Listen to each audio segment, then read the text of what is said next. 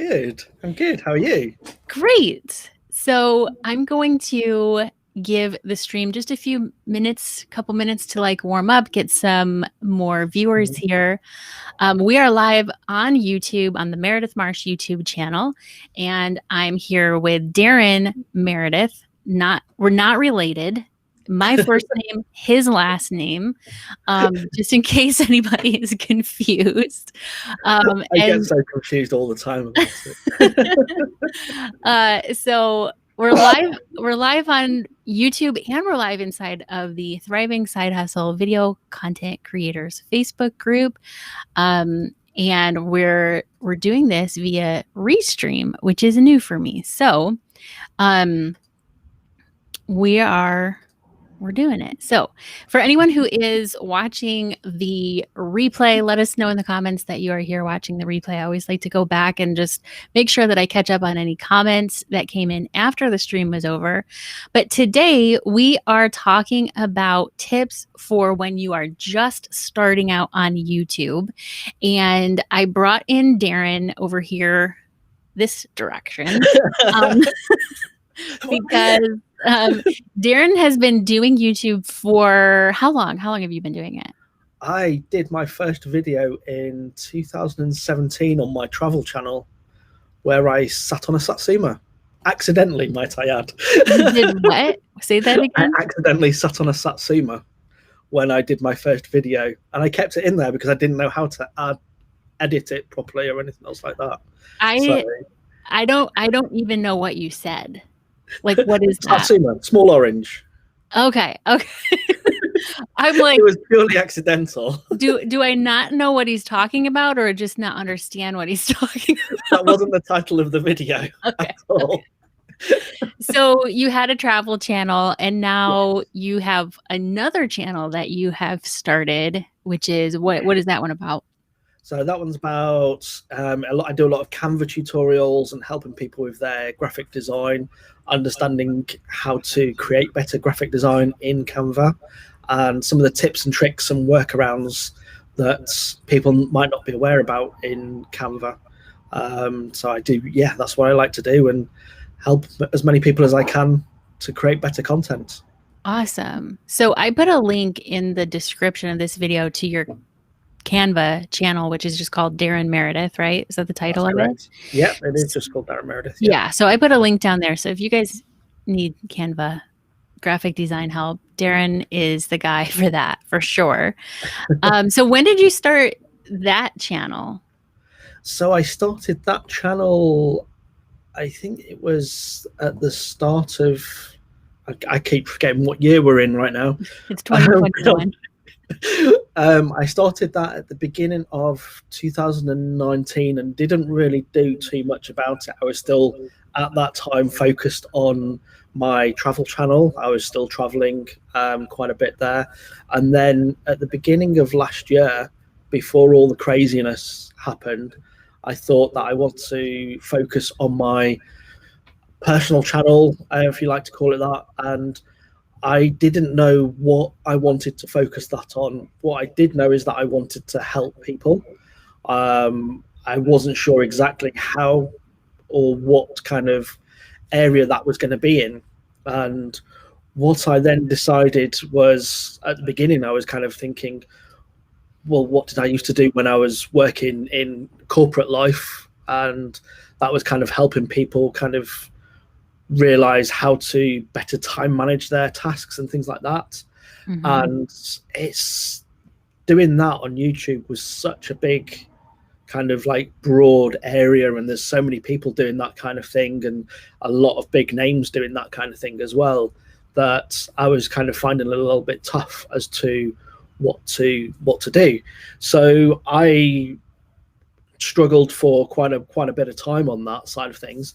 And then I found Video Pursuit Society, and from doing the spider web effect and that side of things, I started doing more around the Canva tutorials side, because it was around about March last year, I think, that I joined the Video Pursuit Society. Mm-hmm. And it was around about that time when the first lockdown hit, and So, I wasn't able to do anything on my travel channel.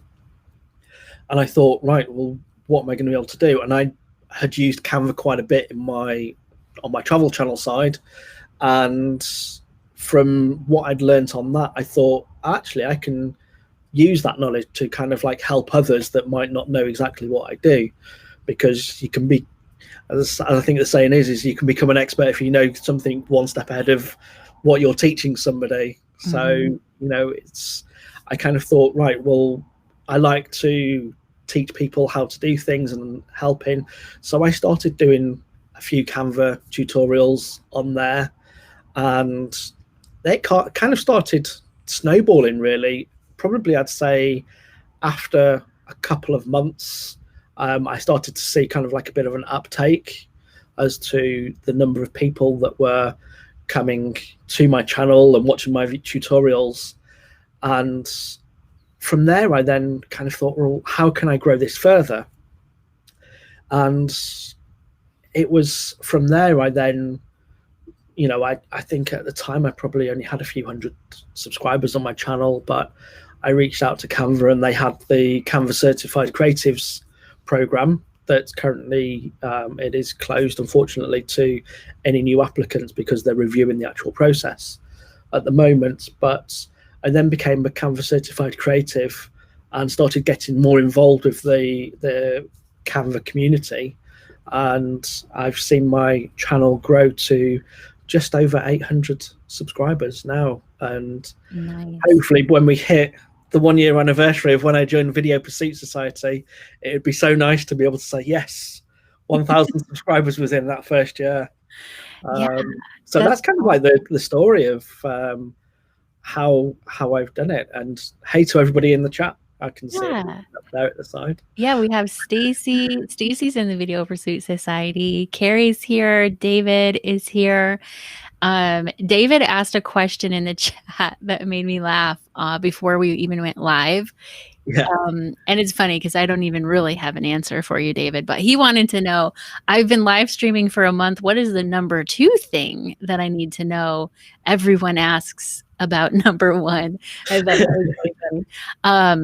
David, even though I live stream frequently, like I'm on Zoom calls with clients in our VPS Q&A calls. I live stream in my Facebook group, especially like last week I did the 5-day challenge. So I was live every day, but I don't live stream on YouTube a whole lot. So to answer your question, David, I do not know what the number 2 thing is, other than maybe number 1 tip is just do it. And number 2 is probably practice. I think it takes some practice to like think on the fly and remember to look at the camera lens instead of looking at yourself. So those are my 1 and 2 answers to live streaming. Darren, do you do live streaming? I've not done any live streaming so far. I've thought about doing kind of maybe as a celebration when I do hit 1,000 subscribers, of doing a live stream of, maybe like once or twice a month of watch me design something in Canva, and kind of maybe answering any specific questions that people have got on Canva whilst I'm doing the live stream. So yeah, this is actually my first time doing a live stream. Oh my gosh. I should be having a party. That's hilarious. Where's the party poppers? Yeah, I don't know. So David wants to know how, oh, look at that. I can make the questions come up on the screen. How do you, or how can you become a Canva certified creative? So when I applied, it was that you had to have some sort of a community around Canva, and you had to kind of be almost kind of promoting Canva, but helping people create with Canva. And there was, you had to do certain number of things on a regular basis.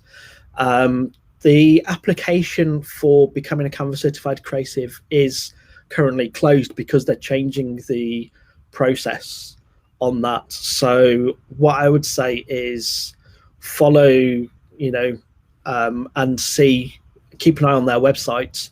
because it's normally down in the bottom part, and you can go through the application process.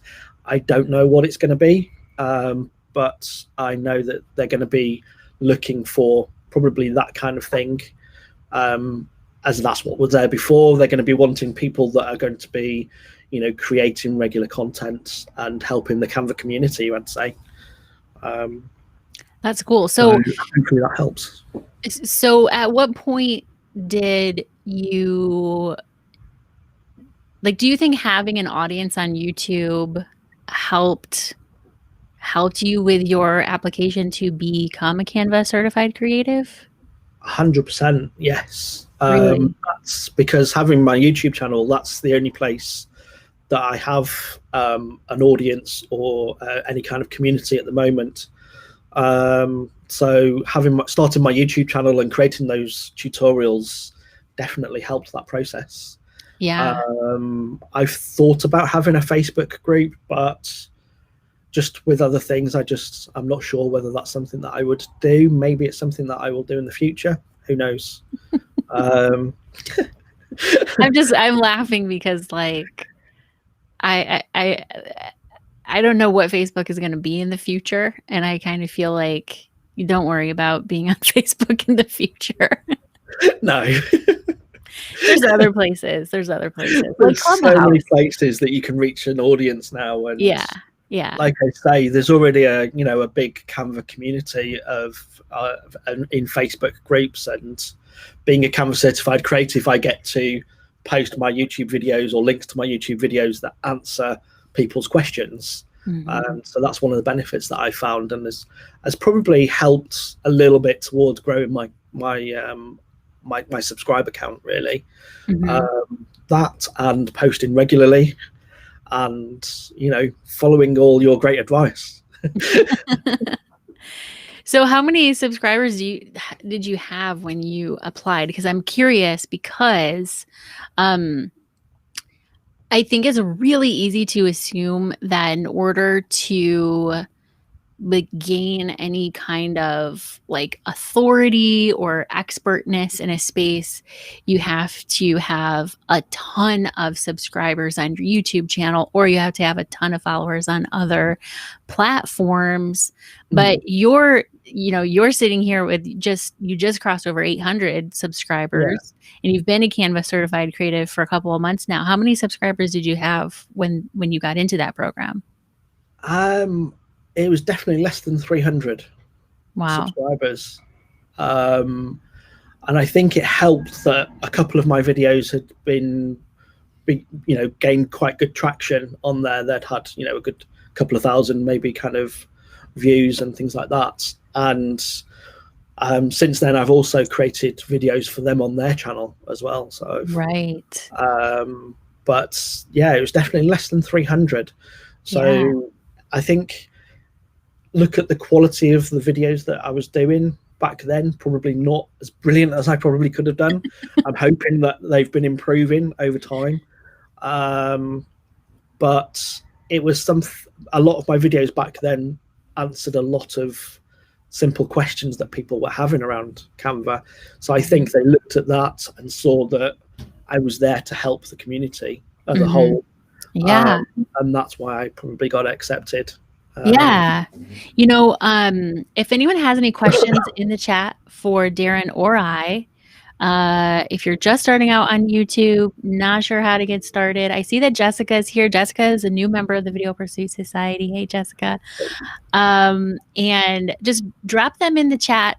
We are here to answer your questions and just kind of chit chat about getting started as a new YouTube creator and how to make it easier, make you grow faster, get videos created faster, that kind of thing. Back when I first started my YouTube channel, I was creating videos about how to use a GoPro camera and how to edit GoPro videos. And when I almost want to say I had maybe 600 subscribers or so, is when GoPro approached me and they were like, hey, do you want to be a part of the GoPro family, which is not really their influencer program. Their influencer program is like actual celebrities. It was more like their like next level down influencer program of just like regular content creators. And at the time, I wasn't really trying to grow my YouTube channel. I was just like, this is a good place to put the videos for my blog. And so I thought like, wow, like GoPro wants me, like GoPro knows that I exist. Like, are you kidding me? But it's kind of surreal, isn't it? Yeah, it is weird, but I only had a few hundred subscribers. And so now whenever people are like, oh, I have to have, 10,000 subscribers, brands aren't even going to know that I exist. And I'm just like, they know that you exist. Trust me. And like the more, I think brands are looking for friends, they're looking for people who are in their community and using their products or their services or whatever it is, who can continue to be a friend of the brand, essentially. And so like it doesn't always matter how many subscribers you have. And like Canva's been around for a long time. I mean, a while, right? It's not good few years. I can't remember exactly how many years, but it's been quite a while. Yeah. So like I feel like you never know when a company is, or a brand or a product is like just starting to reach out to the creators in their niche. And if you're there, you're part of the conversation, you're one of them.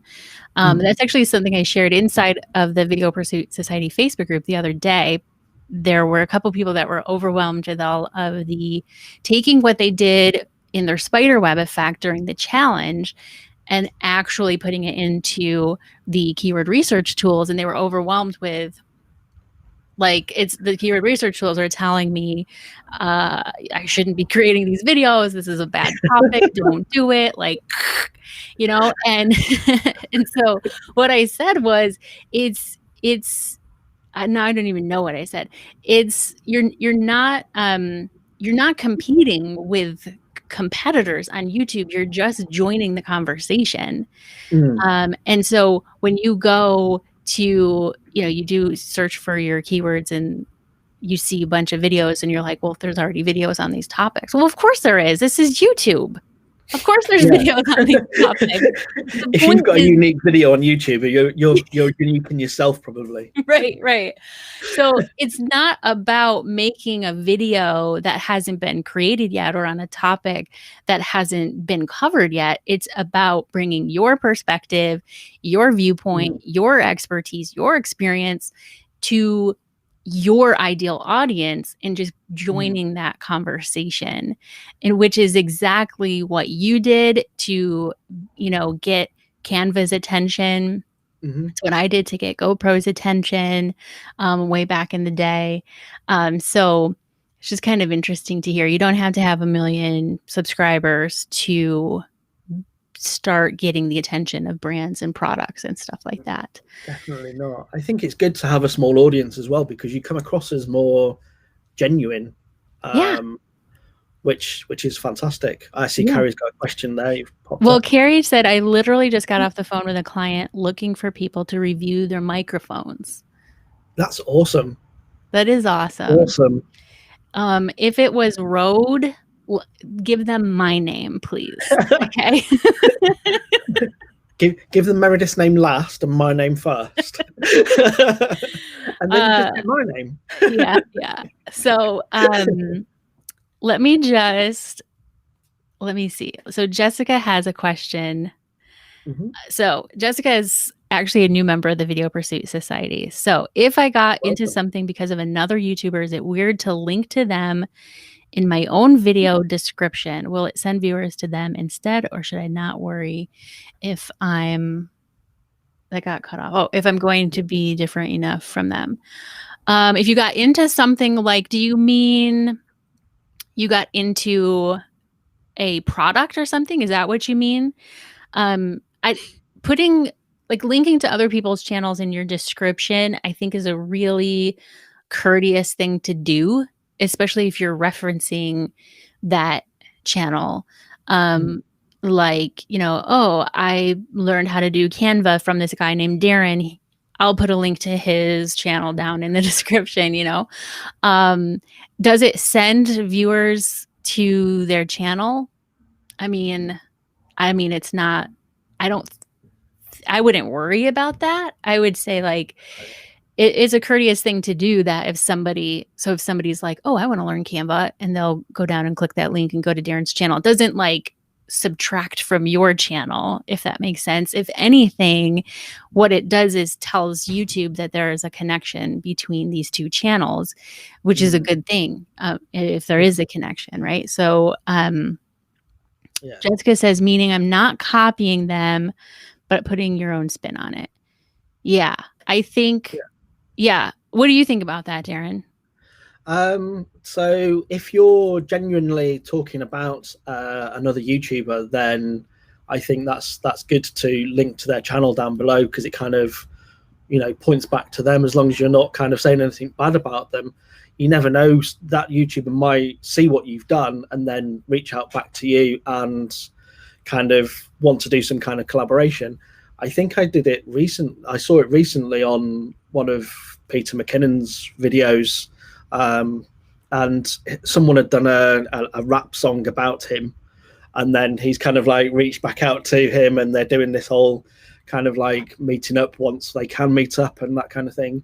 So I think it's good to, you know, reach out to other YouTubers, and you know, as I say, link to them in the description, and you never know where it might lead. Just be genuine. That's the main thing, is just be genuine. Don't be kind of spammy or anything, or just mentioning people's names just because they're a popular YouTuber or a famous person, because that's not cool. Yeah, and you just mentioned Peter McKinnon, so now we're definitely going to go viral, right? I mean, isn't that how it works? I don't think so. So Jessica said, I started my decluttering and minimizing after watching it. Yeah, so like in that case, I shrunk the kids. In that case, I think it's perfect to link to them in the description if you're mentioning them in the video, which I think is a really good idea, because I think it's really easy to be like, well, I don't want them to think I'm copying them or that I'm like stealing their ideas. If you felt inspired by somebody and you created a piece of content that legitimately wasn't just copying them or stealing their idea, then they should be like, cool, that's awesome, thank you. Yeah. And so that's the way that I look at it. YouTube is it can be such a like community collaboration kind of a thing if you treat it that way, and if other people treat it that way, versus, you know, thinking that you're trying to compete with the other channel or something. So I think that makes perfect sense. Another thing that you can do is actually share, like, oh, I saw this organization hack on this person's channel, and here's what I liked about it, but here's the way that I'm doing it. Here's how I'm doing it with this product that you can get at that Dollar Tree or whatever, you know. Put your own spin on it, really, isn't it? Yeah. And so you're actually, it's like, again, you're just joining the conversation. You're saying, yes, that works, and so does this thing that I want to show you. You know, same goes for like if they did something and you think you can do it better, you can be like, yes, that works, but this is the better way to do it, or this is how you do it if you don't have access to those organizational products or like something like that. Yeah, I had a video on my channel that I've done, I think it's 2 or 3 videos ago now, which was about creating shadows in Canva and customized shadows as well. Now, part of the research that I do when I'm looking to do a video, I'll come up with an idea, normally at 3 o'clock in the morning, but I'll come up with an idea and I'll normally I'll go onto YouTube, I'll go onto Google, I'll search Facebook groups, I'll see what other people have done, and then say to myself, is there something else that I can bring to what's already out there? Or can I kind of encompass all that knowledge that's kind of like a little bit of that, and put all that knowledge into maybe one video, but with my own spin on it. And the way you, or as a YouTuber, the way you kind of like present it to the audience will depend. Some people, won't like what you do. That's not your fault or anything that you can change. You are who you are, and I'd say, just focus on enjoying what you do, really. And I've forgotten the point that I was trying to get to. I don't know. Yeah, it sounded good though. It sounded really good. Let's see. I think we kind of don't worry about kind of, other people doing something similar on YouTube. If they're copying you word for word and they sound exactly like you and they're delivering it in exactly the same tone and everything else like that, like you are, then, you've got to think of yourself, is someone duplicating me somewhere? Because they're not. It's there's a large enough audience out there, and there's plenty of people out there for everyone to create videos on everything. Yeah, for sure. And nobody can be you. Satilia, if I'm saying that right. I'm going to come back to your question in just a second. But way back when I first started my channel, the name of the channel was GoPro Mom, which I don't recommend using somebody's trademark for your channel name. Like, pro tip number 1. But it was GoPro Mom, and somebody else who is actually inside the Video Pursuit Society, Celine, she had a channel called GoPro Mum because she's in the UK. And she commented, I think, on one of my videos or something. And at first I was like, wait a minute. That's too similar to my name, right? And Who's this imposter? And so we basically had like started our channels around the same time with the intention of basically covering the same or similar topics. Neither of us cover either of those topics anymore. But for 1 second, I had to be like, wait, is this friend or foe? Like, is this like somebody I can be friends with, or is this somebody who's like trying to copy me? Yeah. Once I realized she's not trying to copy me, we're two separate people, and she's actually like super nice person that I'm friends with. I just like think like, what if I had thought, oh no, we can't be friends because we have the same name, just you have the UK version. I would have lost out, right? Like this was back in like 2015. We're going on like 6 years. And so I don't know, it's just kind of interesting that how easily just going off of the like ego, oh no, they're copying me kind of a thing could have completely changed the trajectory of our relationship. So that's kind of cool. So Satilia, if I'm saying your name right, then everyone should just do a little clap, because I'm always afraid I'm going to mispronounce people's names. If I'm saying it wrong, please correct me. I hope I'm not causing you to backtrack, but what would be the top 3 things to focus on when starting literally a new YouTube channel? 3 things. If you take 3 things to a desert island, Darren, to start your YouTube channel, what would they be?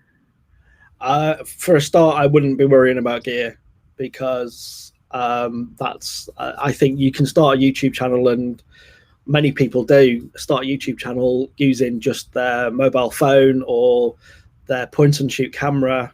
So if you've got something that will record video and can capture audio at a reasonable standard, as 1080p is more than acceptable for starting a YouTube channel, then don't worry about gear. What 3 things would I focus on?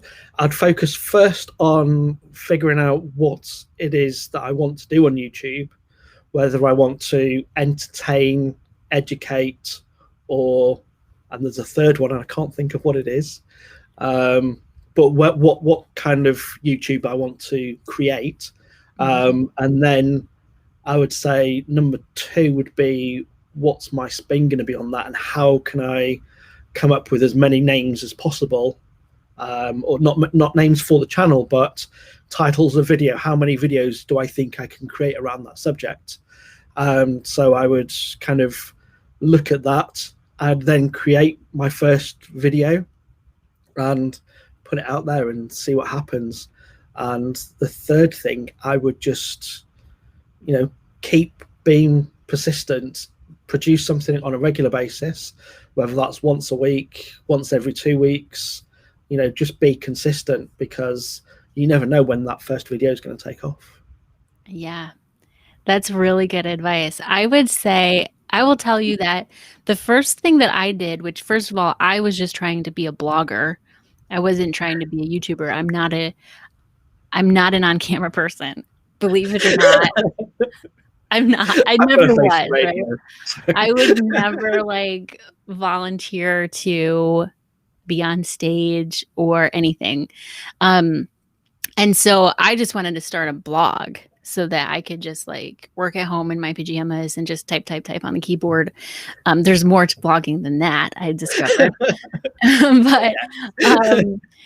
But I totally forgot where I was going with that. Oh, so the first thing I did, since I had a background in web design and I understood the concept of content creation and search engine optimization, I was like, okay, I need to make a long list of topics that I think that I want to create videos about, and then figure out where does this fit into search engine optimization and SEO. Are people really searching for these? That was really the question. Are people really searching for this?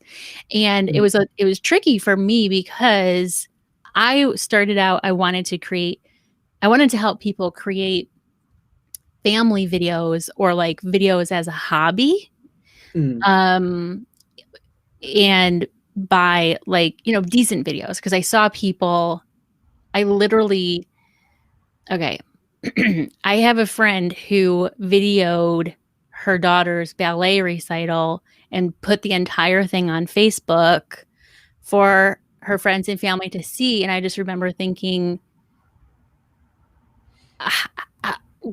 nobody wants to see that. They want to see maybe your daughter do her thing, but they don't want to see the hour-long dance recital. Right. Yeah.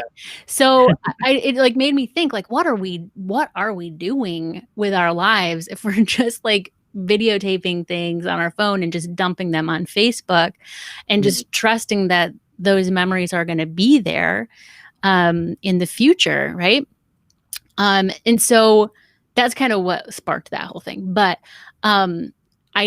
what I saw after I made my list, which I always have my clients and students make a list of 100 video topic ideas. And there's a couple reasons for that. But once I had my list, I realized there were topics around the GoPro space that I was thinking, don't people have questions about what GoPro software should I use? That was a question where there wasn't a blog post that existed that explained you could use all of these softwares. And there wasn't really a video that explained you could use all of these. And so, but I'm but aren't people searching for that? So it turned out people were searching for that. And so, where am I going with this? So I started with that list of 100 and then figured out not just are people searching for this, and this, but what are people searching for around this topic? Which I think is it's common, super common mistake to be well, I'm going to create a video about GoPro cameras. And so we optimize it for GoPro cameras. Well, what are people actually searching for around GoPro cameras? If you dive into that, you would see that there's 100 different questions, because there's 10 different GoPro models. And there's going to be a new one every year. And so you have, consistent access to content topics in the future. But I always tell my clients and students to start with 100 video topic ideas. One, because it's good brainstorming to get those ideas out there. but two, like to make sure that you're actually interested in this topic, because 100 sounds like a lot, but if you publish a video once a week, that's 2 years worth of content, which is a lot of content.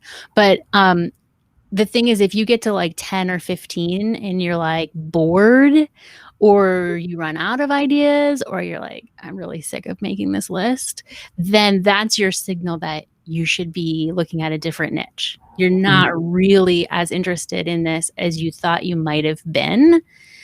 You should be so excited about your channel, your niche, your business, whatever it is, that you're like, wait, I have to stop at 100, or am I allowed to keep going? Like the ideas should be like flowing out of your brain, and one idea can often turn into like 10 more ideas.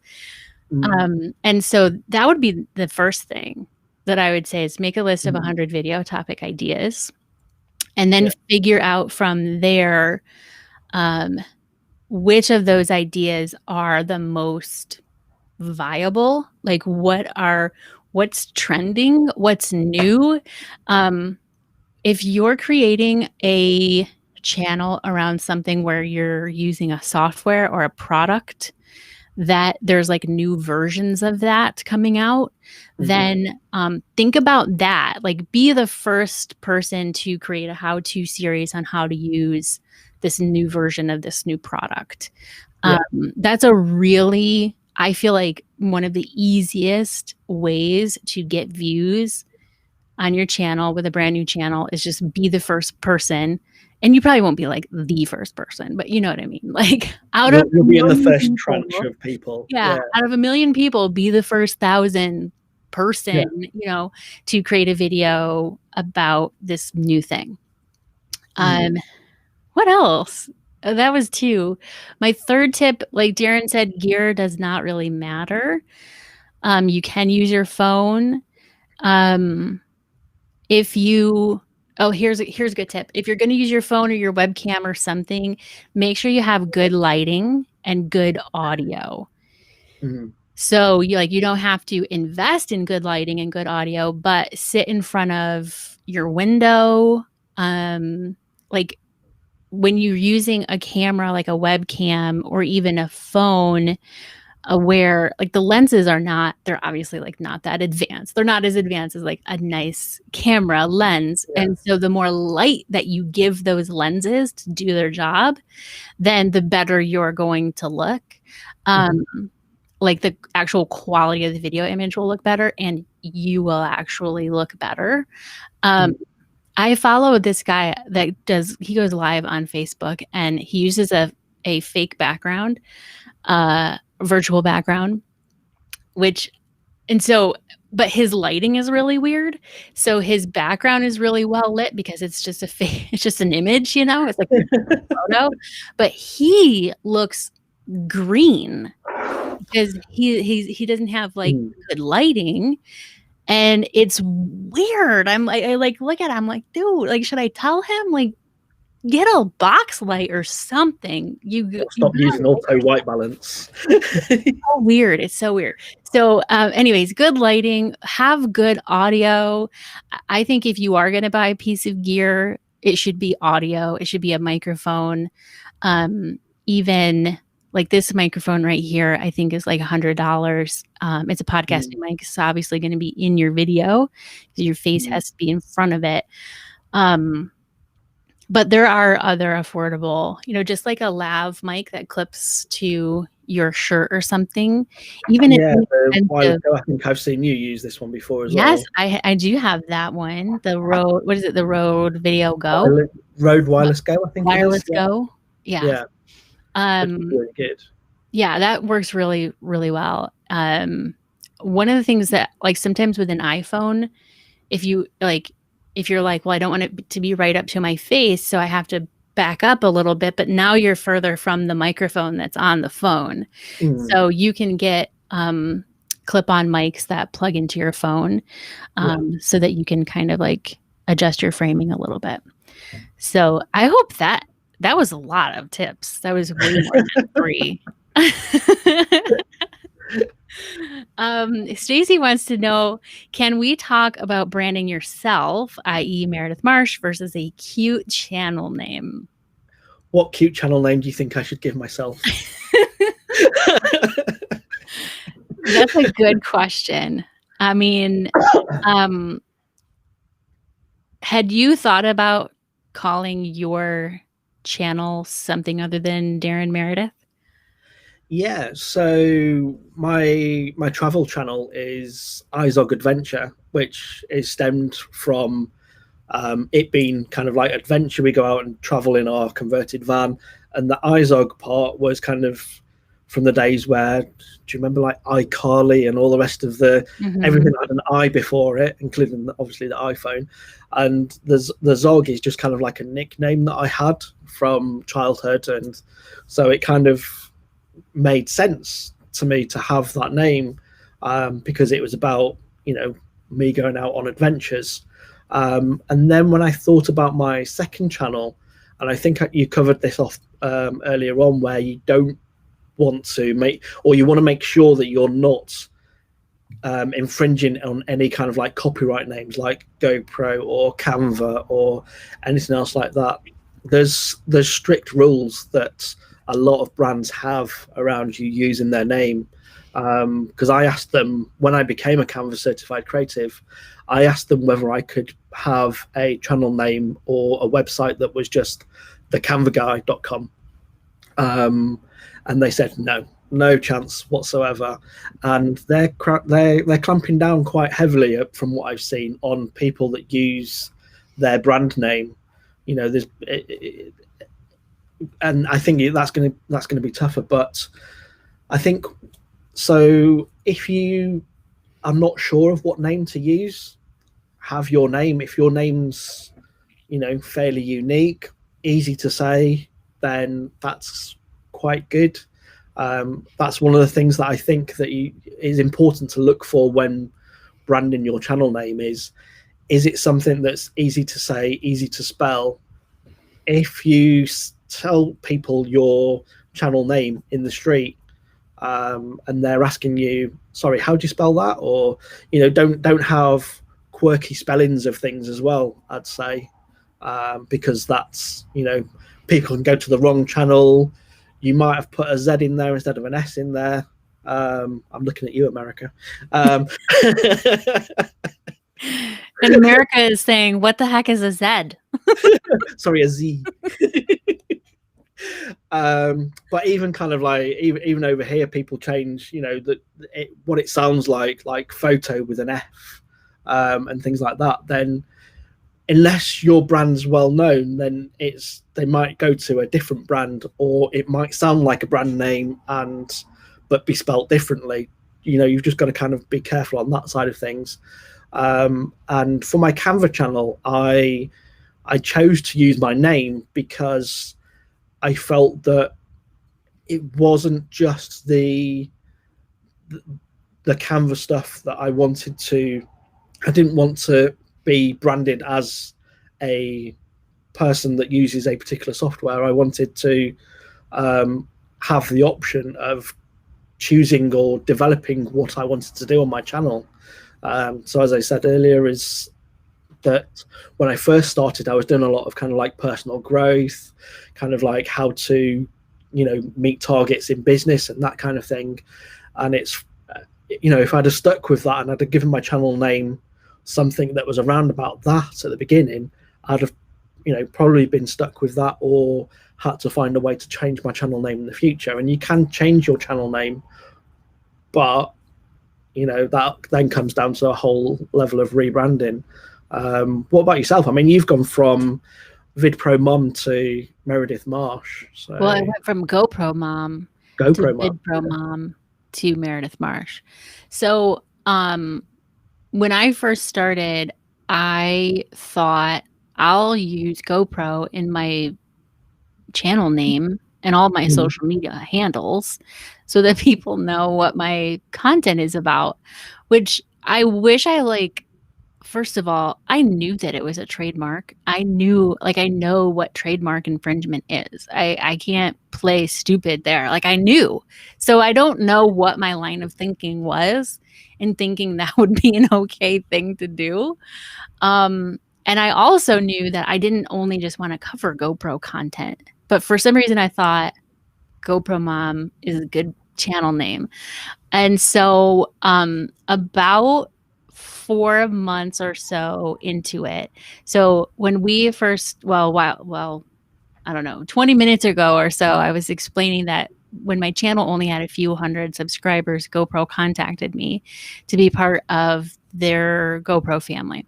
So before they invited me to be part of their GoPro family, they asked me if I would do a giveaway on my channel to give away a GoPro, a GoPro Hero 4 at the time, which I didn't even have a Hero 4. I should have said, like, if you send me one, I'll give one away. But I didn't know what I was doing back then. I didn't know how to negotiate. So, so I was like, yeah, of course, absolutely. So the guy was like, okay, so in order to do that, you're going to have to change and what he asked me was my Instagram handle, because that was also GoPro Mom. Everything was GoPro Mom. GoProMom.com, everything. And so, but what he did is he worded it like, I recommend that you change your Instagram handle to something that doesn't have GoPro in it to avoid brand confusion. And so he was very nice, very polite. I wasn't in trouble. He never mentioned infringement. He never even mentioned the word trademark, like nothing. It was like a very like kindergarten approach to like, how do I get this woman to get rid of our trademark in her channel name?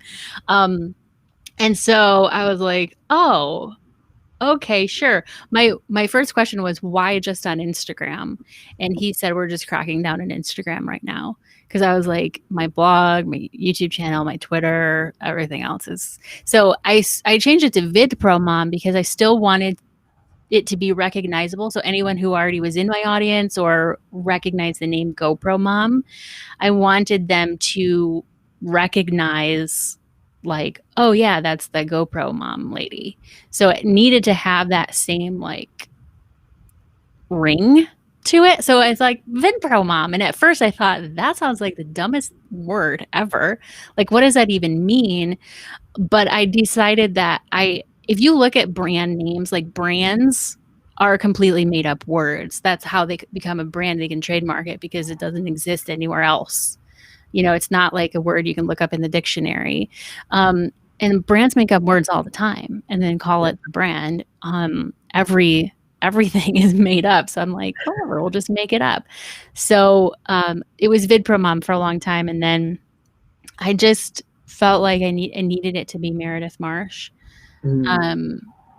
Because that's my name. And well, I was getting like, if I was like on a podcast or on a live stream or something, I was being referred to as like, this is VidPro Mom, like as if that's my name. And I'm just like, that's cool and everything, but like, I do have a name. And I feel like I want people to know my name, not my brand name. And so I still get referred to as VidPro Mom, you know, every once in a while. Even sometimes my husband calls me VidPro Mom. And so, but I don't have meredithmarsh.com because somebody owns that, has owned that for a very long time. I'm waiting for his credit card to be declined, so that it doesn't keep re-registering. There's nothing there. It's just he owns the domain name. So I know that feeling. I'm the same with DarrenMeredith.com. I've had the .co.uk for quite a while now. And but someone does own DarrenMeredith.com, which I think he's a designer or a makeup artist. So okay. Well, yeah, so unfortunately there's something there, and I keep like thinking like, can he just become something else and not need that anymore? Yeah, one of these days his credit card will be declined and it'll be yours. I'm there. So so I still have vidpromom.com. That's my main blog. I have meredithmarsh.co, which is like where I house the Video Pursuit Society and like that kind of stuff. But anyways, and I did also last year change my Instagram handle to meredithmarsh.co because Meredith Marsh was taken. I contacted that person, asked her if I could gift her some money in exchange for it, and I didn't hear back. So I was like, well, meredithmarsh.co is where I have a website there. So why don't I just make my handle meredithmarsh.co? Because again, I know people who have their name on Instagram is something to where if I want to tag them and I start typing their name, it doesn't show up because their handle is not their name. Mm-hmm. And I'm like, now I have to go figure out what is their handle again, So I decided meredithmarsh.co for my Instagram handle. But to answer Stacey's question, I think you just have to go with your gut and be married to your cute channel name if you go that way. It's kind of like if you get married and you take your husband's last name, you're married to that last name. That's your last name now. And so you have to kind of think about that. But I don't know. That's what I would say. I don't think you can go wrong either way. No, there's no wrong or right answer, I don't think. Yeah, no, I don't think so. It's something that can develop or, change over time. Yeah. So I see that Raquel is here, my #1 fan. Really? And Craft with K. Awesome advice. Cool. Navi is here. What else do we have? If you have questions, drop them in the chat and Darren and I would be happy to answer them the best that we can. Chuck is here from Brand New Vegan, another new Video Pursuit Society member. Welcome, Gorgeous Gothabilly Ministries is Heather, I do believe. After the basics are completed, how do we advance our brands as YouTubers in 2021 to be successful? That's a big question. Darren, go for it. That's a long question. It's not just a long question, it's a long answer, I think.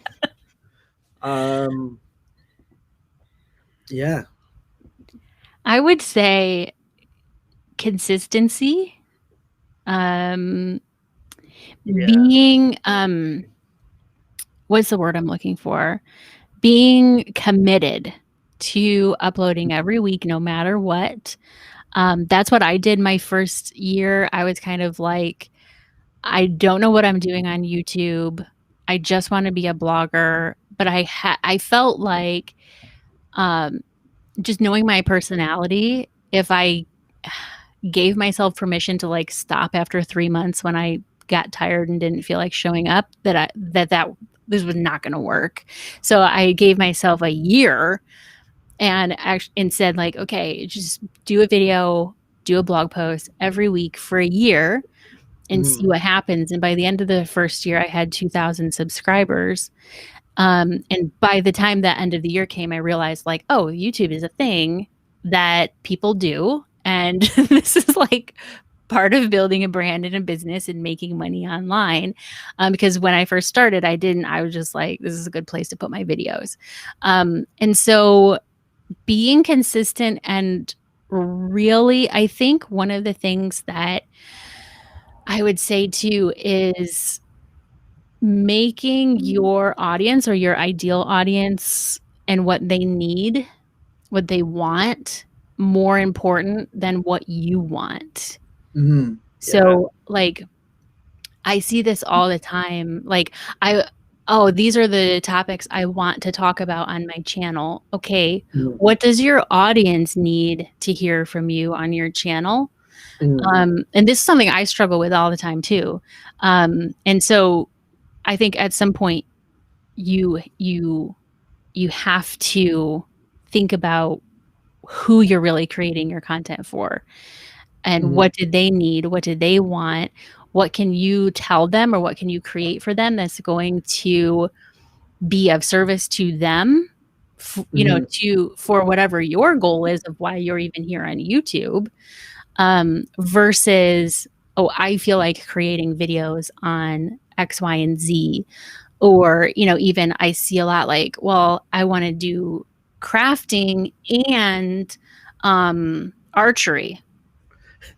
Those are the things I'm interested in. So that's what's my channel going to be. Well, is that really going to, is your crafting people, are they going to be pleased and like, oh yes, yay, another video from Darren, and that you show up and it's like on archery, like, is that the best service to your audience?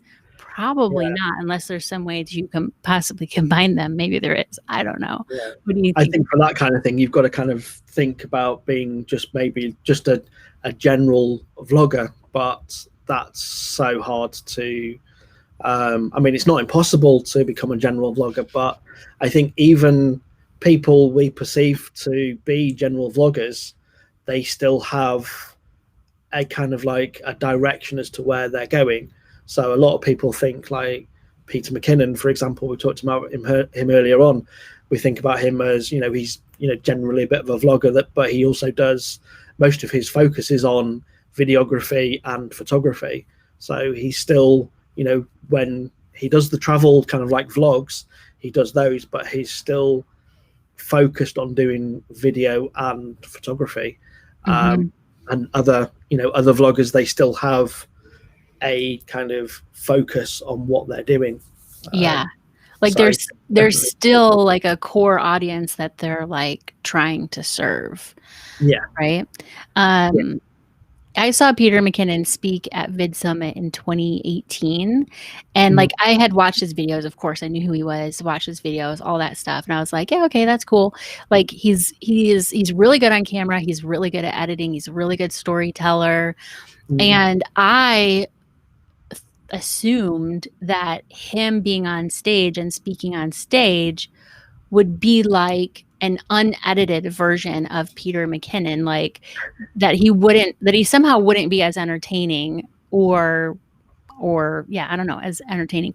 I was really surprised by like watching him live on stage was just like watching a video in terms of like his delivery and his humor and sound effects. Like he freaking how does he do all those sound effects with his mouth? It's as if it's all edited, but it's like it's live. And what the lesson there is, like, it dawned on me that some people like Peter McKinnon are naturally like intuitive entertainers, even if the topic is how to take better photos. Like he's an entertaining person who knows how to tell stories. So all that to say, don't compare yourself to Peter McKinnon, because he's like an alien, basically. So Finn's Travels is here from New Zealand. Craft with K. Do you think background music is distracting on an educational how-to video, or is it proven to get better results? Do you use background music, Darren? I have dabbled with background music. I think sometimes it's difficult to get that kind of subtle background music versus having something that is distracting. You've definitely got to have background music without words in it, I would say, especially if you're doing an instructional kind of video. People are there to kind of like follow along. You kind of, I think if you want to put background music in, then it's kind of got to be a little bit elevatory type music. I've kind of leaning more towards not putting background music in my videos recently. I've even stopped doing my video intro that I started off doing purely because I wanted to see if not having the intro kind of held people's attention for longer, and I'm still trialing that side of things. But so do you mean like a pre-recorded like logo type of an intro? Yeah, logo type of an intro, or a kind of like a 10-second, you know, music burst with clips from previous videos and things like that. So I've even kind of stopped doing that at the moment, just to see if it makes any difference on retention. And it's just I think it's one of those things you've got to try and see if it's something your audience like. If they don't like it, they will definitely let you know about it. Yeah, I think I use background music. I've pretty much always used background music only because I saw, that's what YouTubers do, so I better do that. And I also, for a while, when I first started, I had an intro because, again, that's what YouTubers do, so I'll do that. I got rid of that a long time ago. Partially because I used a lot of like images from previous videos, and my hair was like short and blonde, and my hair didn't look like that anymore. And I was like, is it going to be weird if I look like a different person because my hair is different? So I got rid of it. I was not as, I didn't dive into my analytics at the time to see, does this make a difference or not? I just decided if it's like a barrier between giving someone the answer they came for. So like, why am I intentionally putting a 5-second or 10-second barrier for that person, right? Like, it doesn't really make sense. It doesn't. Yeah. And it's one more thing to have to figure out, well, where am I going to put that? Like, after I say which word am I going to put that in? So it's one less thing to edit or worry about or fuss with. But for background music, so I use Epidemic Sound for my background music. Epidemic Sound. You use them too? Yeah, that's how I've met the guys from Epidemic Sound at a conference a couple of years ago as well. I can't remember his name. The guy with the big hair. Was it Silvio? Silvio, that's it. Really? Yeah, he's awesome. He's an awesome DJ as well. Oh, really? He's their like affiliate manager. So, if anyone here does not use Epidemic Sound and you want to try it free for 30 days, you could go to vidpromom.com/music. That's my affiliate link. Do you have an affiliate link, Darren? I don't for Epidemic Sound. Oh, you should talk to Silvio. I need to have a word with him. Hopefully I get to meet him again next year or this year now. Yeah. So I use Epidemic Sound. So like, they have a huge library of music, all different like genres. Like they have sound effects. Like it's a vast, you can go down like this big rabbit hole of background music. So I sometimes just sit here and listen to Epidemic Sound as well, as if it's like Spotify. I know. Well, I think don't they have tracks on Spotify? They do have some tracks on Spotify, I think. Yeah. So you can listen to it just like the radio. So what I would say is, like always with background music, keep it low volume for sure.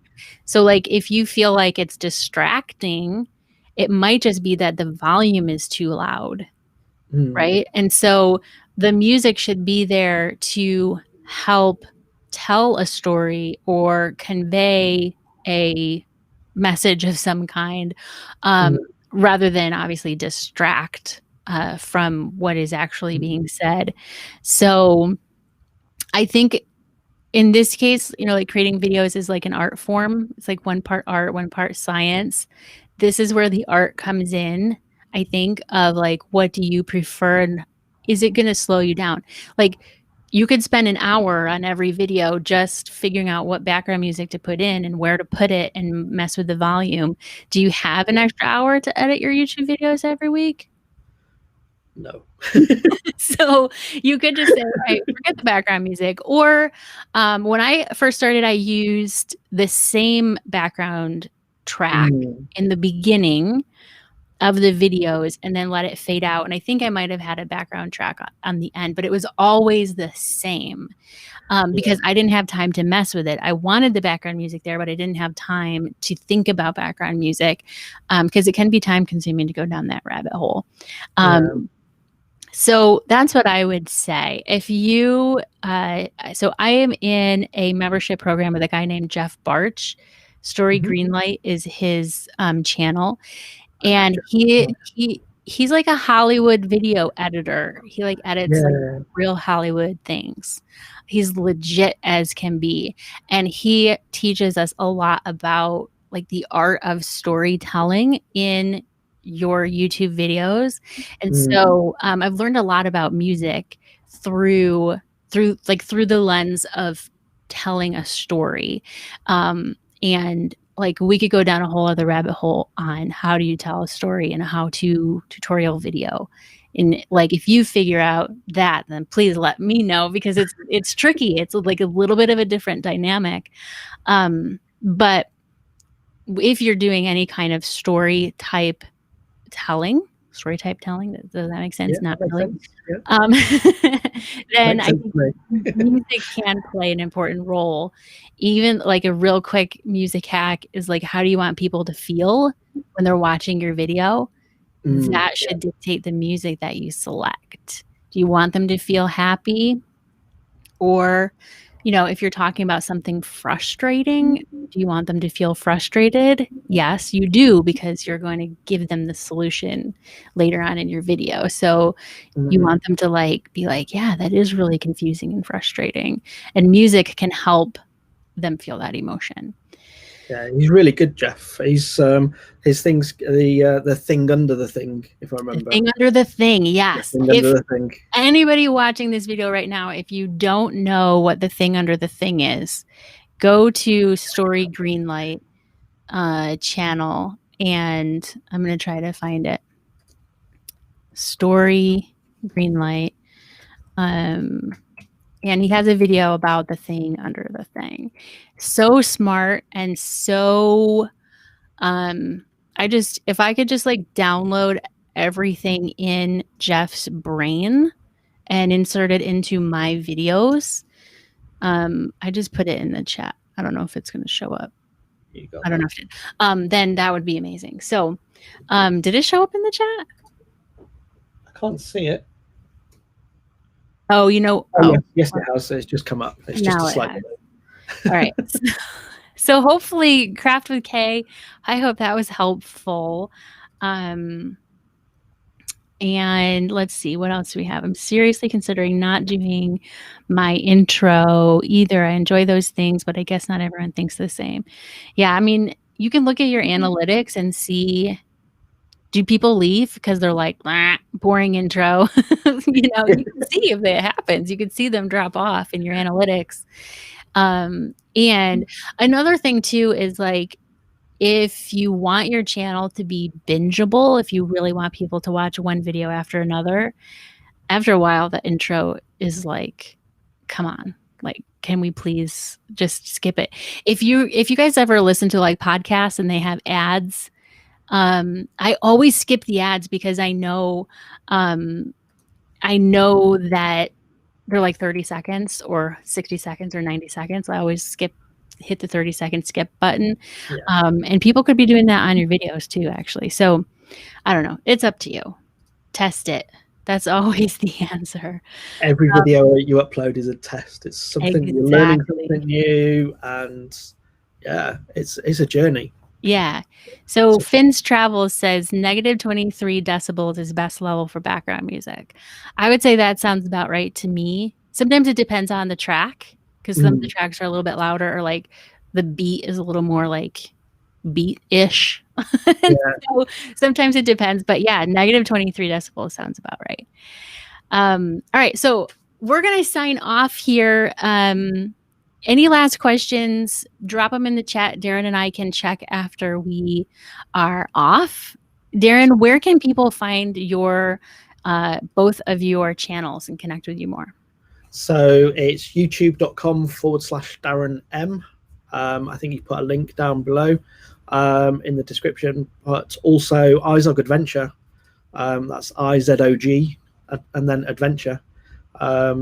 And those are my two channels. And as I say, if anybody's got any questions on Canva, do drop me a message. I always go through all my comments on my videos, which I think is, you know, it helps. It shows that engagement as well. So that's my last tip would be to, you know, if you start getting comments on your videos, make sure you go through them. and engage with your audience. They might not have been subscribed, but they'll come back and subscribe later on if you then engage with them. And they love it. Yeah. Awesome. Yeah. And if anyone wants to go deeper with YouTube, if you want to join us inside of the Video Pursuit Society, Darren is there. Do it. I put a link down in the description to that, but it's vidpromom.com/VPS. The doors are currently open right now. They do close tonight. That's why we're doing this live stream today. But Darren is in there. Stacy's in there. Jessica is in there. Chuck is in there. Brand New Vegan is in there, and it's a great way to get started and have an actual like community and support and feedback on what you're doing as you're doing it, because we're all doing it. I even post questions in there like, what should I do, guys? And they're like looking at me like, I don't know, like, you're the camp counselor, I thought you were in charge. It's a great community. I love being part of Video Pursuit Society, and my channel and my focus on where I'm at right now. I genuinely don't think I would be there without having joined Video Pursuit Society, and I did about it for quite some time. So I was like, no, yes, no, and I've joined several different other groups in the past and things like that. But I found that the best focus that I've had and the most helpful group that I've ever been in is the Video Pursuit Society. Nice. So, you know, and Meredith's not paying me to say that either. No, I'm not. Although I did send you an invite to Clubhouse, so yes, that's worth something. It's dinner time now. Yeah. All right. Well, thanks so much, Darren, for joining me and everyone else in the chat, and we'll talk soon. Yeah.